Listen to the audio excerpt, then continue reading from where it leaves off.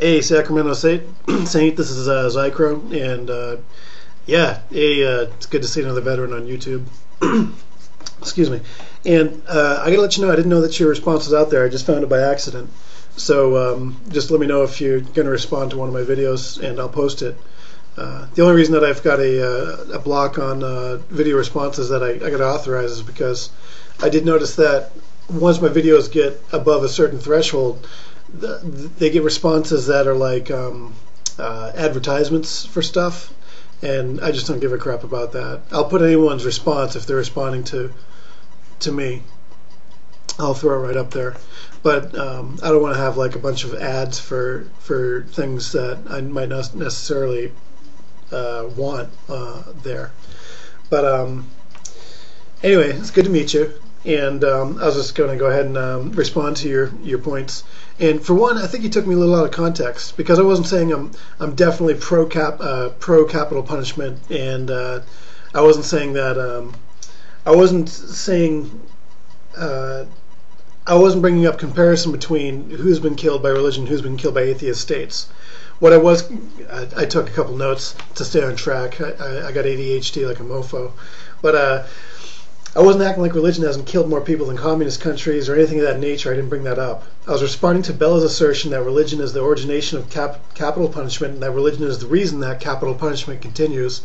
And just to counter the fact that that's not true, I just said, okay, well, even if we say that it is true that religion is the origin of capital punishment, it still seems to be an effective way of controlling populations used by communist countries that abolish religion. I'm just using that to point out the fact that religion and capital punishment are two different issues. And as far as that brings me into the thing about the New World and Christians in the New World. Well, for one, if you want to talk about the New World and who was here before and after, read the book 1491. I forgot the author, but if you just look up 1491 book on Google, you'll get what I mean. It is an amazing book. Amazing book. It gives the most realistic look, if you ask me, of what the Americas looked like before the Europeans got here. Because in high school and in school, we were taught that the Americas were kind of empty wastelands with a couple nomadic tribes running around, basically. And oh yeah, Cortez, met some Aztecs, but they weren't that big of a deal. And his book blows that theory to pieces. He says that the Americas had probably 300 million people, upwards of 300 million people. He says that, for example, the great empires down south were almost just like Europe. I mean, they had their capitals, and that the rainforest didn't really exist at that time, because it was just nothing but farmlands and villages for miles and miles, hundreds of miles. Cortez talks about riding up on a highway that he could fit like 14 horses abreast on, and all this crazy stuff. Like from the records that we have. This 1491 asserts was that the Americas were populated just like Europe was, and what happened was smallpox killed 90% of the people. So that when settlers later came, like say for example, you had the people come over on the Mayflower, for example. They found in their records and diaries, the people describe huge wastelands of skeletons. I mean, just Native Americans were erased by the smallpox and the European diseases that Europe had gotten through. I mean, though you recall that Europe had terrible plagues, and what this seemed to have developed was, the survivors of those plagues seemed to have a really developed immunity to the plagues of civilization. And when they brought that to the Americas, it just devastated the population. And I'm not saying that. I'm just describing. I think 1491 is the best book about the interaction of those two cultures. Also read Guns, Germs, and Steel. That's an awesome one too. And Christ said that they'll be known by their fruits.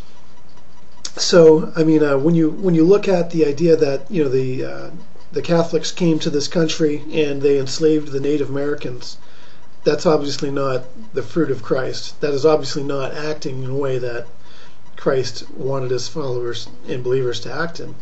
So this is a good thing that I can be a Christian and I can say that that form of Christianity, with the enslaving people and occupying them and saying, oh, we're doing this in the name of Christ, that's definitely wrong. And when I see that stuff today, like I see, say, for example, Westboro Baptist Church, I fight that sort of thing. So I don't feel that delegitimizes Christianity, that people have used religion to do bad things. Because people use everything to do bad things. They use any excuse they can. You'll have, right now today, you have environmentalists who go out and destroy people's property, things of that nature. And you have, of course, we all know that the communists thought that religion retarded the masses, so we'll get rid of all the religious people. And things of that nature. Anyone can use anything and say and do bad in the name of whatever. And religion is no excuse. I mean, the Pharisees were very religious people, and they persecuted Christ. And so what Christ is saying is that it's not about religion. It's not about identifying with a certain group. It's about internal redemption.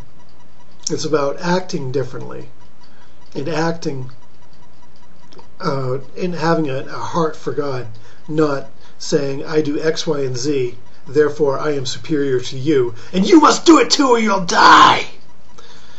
I think that's probably what the conquistadors had in mind, and that really isn't the message of Christ. So, what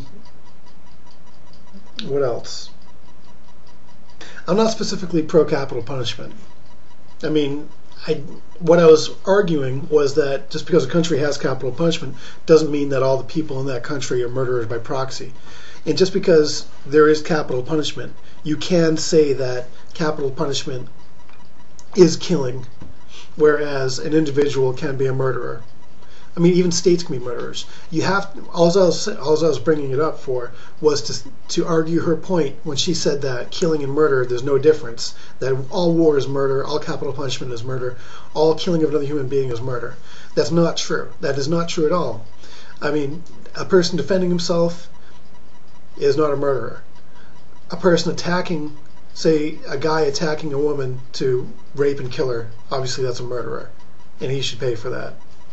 So, but if that woman tends to, she has a firearm on him, she's, strapped, she's an NRA member or something, and she kills him in the process, she's not a murderer. How about if she protected her children? I mean, look at those. You have to be able to make a distinction between killing and murder so that you can try to have some type of justice. Yeah. And the same applies to states as well. I mean, Finland was justified fighting the Soviets in '38. Poland was justified fighting both the Nazis and the freaking Soviets in '39, even while we in the West just let them get overrun and said, see you later. So you do have to be able to make justifications. It's a mad world, but you have to fight for it, what is right. Otherwise, you just throw out the baby with the bathwater. So, anyway, man, yeah, and also another thing is that there were, bad Christians colonizing the Americas and wiping out the Native Americans, that's true. But there were a lot of Native Americans who were killed who were Christians. I mean, those friggin' missionaries were pretty crazy guys. They'd go anywhere they wanted. And for a lot, especially in the north part of the Americas, there were a lot of Native American groups who took up Christianity very quickly. And because, for one, it seemed to resonate with them with the Great Spirit. So you had lots of Christian Indians who were later killed by Christians or federal troops. They were just wiped out and destroyed. And a lot of those Native Americans, in the Iroquois and out west, a lot of the more peaceful ones that even survived because they just kind of went along with the flow and they lived on the shittiest lands possible. They were very peace-loving people too, so they identified with that message too. But you also had Protestants and Puritans who landed here in the Shakers and the Quakers. abolitionists, they were all very, very good for social evolution of the Americas, in North America and what eventually became the United States. And you also had in the South Americas, you had the Jesuits, though their intentions I don't think were as good. They definitely were believing in the the Europeans didn't even think the South Americans were human beings, and the Jesuits knew better. Watch the movie The Mission with Robert De Niro and Jeremy Irons. I'm running out of time. Peace.